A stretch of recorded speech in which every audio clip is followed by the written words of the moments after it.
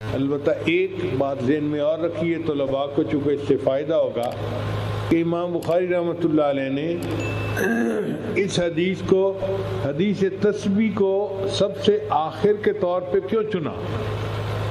اس کے 9-10 جواب ہیں جو کتابوں میں لکھے ہوئے ہیں۔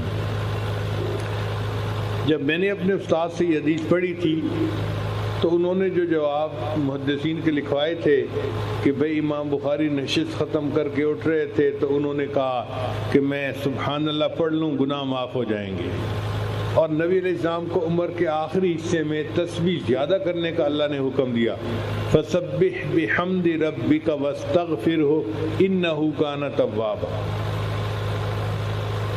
تو جب انہوں نے مجھے وہ سارے جواب بتائے تو میں نے کہا کہ حضرت جس لائن کا بندہ ہوتا ہے نا وہی خیال اس کے ذہن میں آتے ہیں۔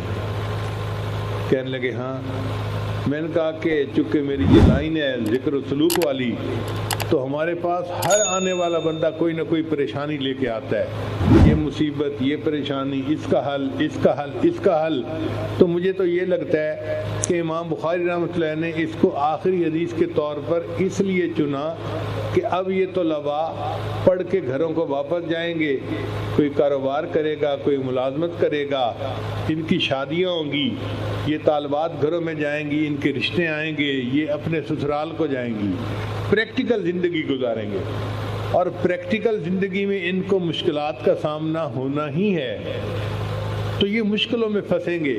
اس وقت پھر یہ پریشان ہوں گے کہ اب ان مشکلوں سے پھنسنے کی کیا کوئی عمل ہے جو ہمیں بتا دیا جائے۔ تو امام بخاری رحمۃ اللہ وہ عمل جاتے ہوئے بتا گئے کہ دیکھو طلباء، تم اگر تسبیح زیادہ پڑھو گے تو اللہ تعالیٰ تمہاری مشکلات کو آسان کر دے گا۔ دو دلیلیں ہیں، ایک حدیث مبارکہ سے ملتی ہے۔ ایک مرتبہ عمر رضی اللہ عنہ نے ایک بندے کو 10 درے لگانے کا حکم دیا، جلاد کو کہا کہ اس کو 10 درے لگاؤ۔ اب جلاد نے جب اس کو پہلا درہ لگایا نا تو اس بندے نے کہا سبحان اللہ، یعنی اس وقت کے مجرم بھی ایسے تھے کہ جو چوٹ پڑنے پر اول فال نہیں بکتے تھے، اللہ کا ذکر کرتے تھے۔ تو جب اس نے ایک جو ہے نا درہ لگایا تو مجرم نے کہا سبحان اللہ، تو حضرت عمر رضی اللہ عنہ کا دل پسیج گیا۔ انہوں نے جلاد کو کہا دعنی، چھوڑ دو اس کو، بس باقی نہ مارو۔ اب ابن کعب رضی اللہ عنہ بڑے مفتی قسم کے صحابی تھے، وہ پاس تھے، فضاحک ابن کعب، تو ابن کعب رضی اللہ عنہ مسکرا پڑے۔ عمر رضی اللہ عنہ نے ان سے پوچھا کہ من یضحکک، حضرت آپ مسکرائے کیوں ہیں؟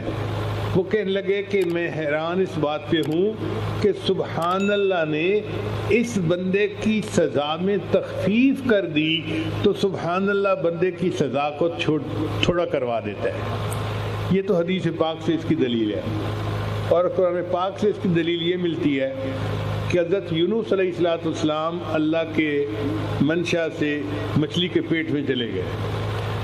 اب مچھلی کے پیٹ میں حضرت یونس علیہ السلام بہت مضطرب تھے، اندھیرا تھا، ایک رات کا اندھیرا، ایک مچھلی کے پیٹ کا اندھیرا، اور ایک وہ سمندر کے نیچے تھی وہاں کا اندھیرا۔ حضرت یونس علیہ السلام کو مچھلی کے پیٹ سے نکلنے کا کوئی ایگزٹ نظر نہیں آتا تھا، کوئی راستہ نظر نہیں آتا تھا کہ کوئی خروج کا دروازہ مل جائے۔ اب اس اندھیرے میں جب کوئی امید نظر نہیں آتی تھی، حضرت یونس علیہ السلام نے اللہ کی تسبیح بیان کی، لا الہ الا انت سبحانک انی کنت من الظالمین، اور اس تسبیح کی برکت سے اللہ نے ان کو مچھلی کے پیٹ سے نجات عطا فرمائی۔ قرآن مجید میں اللہ فرماتے ہیں فلولا انہ کان من المسبحین، اگر یونس علیہ السلام اللہ کی تسبیح بیان نہ کرتے، للبث فی بطنہ الی یوم یبعثون، وہ قیامت تک مچھلی کے پیٹ کے اندر ہی رہتے۔ تو یہ تسبیح ایسا عمل ہے کہ جس مصیبت میں وہ قیامت تک گرفتار رہ سکتے تھے، اللہ نے اس مصیبت سے ان کو تسبیح کے صدقے نجات عطا فرمائی۔ تو اللہ جانتے تھے کہ یہ بچیاں گھر کو جائیں گی، اب کسی کے رشتہ ہی نہیں آئے گا، وہ حالات کی مچھلی کے پیٹ میں پھنس جائے گی۔ تعلیم مکمل ہو گئی ہے، ماں باپ چاہتے ہیں بچی کی شادی کریں، رشتہ ہی نہیں آ رہا، اب بچی خود تو کچھ نہیں کر سکتی، وہ حالات کی مچھلی کے پیٹ میں بیچاری پھنس گئی، کیسے نکلے اس کو عمل پڑھنے کی ضرورت ہے۔ تو امام بخاری نے بتا دیا کہ تم عالمہ ہو، عملیات والوں کے پیچھے بھاگنے کی کوئی ضرورت نہیں، سبحان اللہ کی کثرت کرو گی، اللہ تمہیں بھی حالات کی مچھلی کے پیٹ سے نکال دیں گے۔ یا یہ عالم ہے، یہ پڑھ کے گیا، اس نے کاروبار شروع کیا اور قرضہ سر پہ یکدم چڑھ گیا، نقصان ہو گیا۔ اب کئی لوگ قرضے کی مچھلی کے پیٹ میں ایسا پھنس جاتے ہیں، نکل ہی نہیں پاتے، کوشش کرتے ہیں، دن رات محنت کرتے ہیں، نکلنے کی صورت نظر نہیں آتی، پھر پریشان ہو کے کہتے ہیں کہ جی کوئی عمل بتاؤ کہ ہم ان حالات سے نکل جائیں۔ تو امام بخاری نے پہلے ہی بتا دیا کہ تم تسبیح کی کثرت کرنا، اللہ تعالیٰ تمہیں قرضے کی مچھلی کے پیٹ سے نکال دیں گے۔ لہذا امام بخاری رحمۃ اللہ نے طلباء اور طالبات کو جاتے جاتے ایک ایسا نسخہ بتا دیا کہ اب علماء طلباء کو عاملین کے پاس جانے کی پوری زندگی ضرورت ہی نہیں ہے۔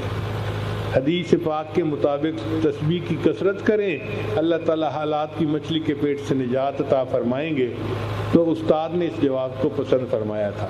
بہرحال یہ چند باتیں میں نے پیش خدمت کی، جو غلطی کوتاہی تھی وہ میری طرف سے ہے، اور اگر میں نے کچھ اچھی باتیں کی تو یہ اللہ کی طرف سے ہے۔ اللہ اپنا احسان ہمارے اوپر جاری رکھے اور ہمیں دین کی خدمت کے لیے قبول فرمائے۔